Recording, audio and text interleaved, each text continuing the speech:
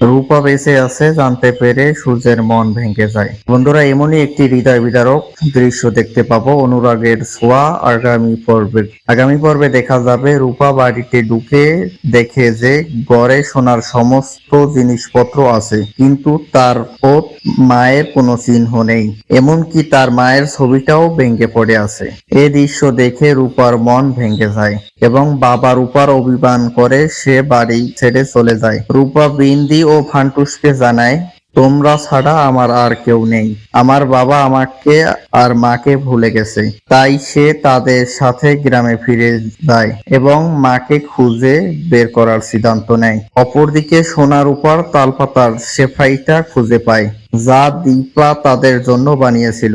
সূর্য রূপার উপস্থিতি টের পেয়ে কাঁদতে থাকে। সে সোনার জন্মদিনের ভিডিওটিতে রূপাকে দেখে আরো চমকে ওঠে এবং তাকে খুঁজতে পাগলের মতো ছুটে যায়।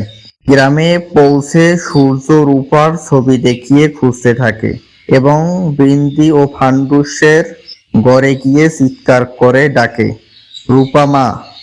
রূপা বাবার ডাক শুনে ছুটে আসে, কিন্তু বাবার কষ্ট দেখে খুশি হওয়ার পরও অভিমানে বলে, আমি তোমার কেউ নই, তুমি আমার মায়ের কাছে ফিরে যাও।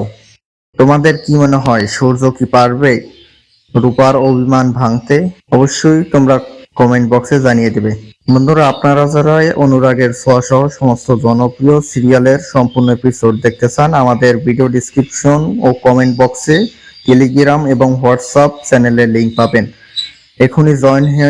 এখনই জয়েন হয়ে নিন এবং পরবর্তী এপিসোডগুলো সবার আগে দেখুন।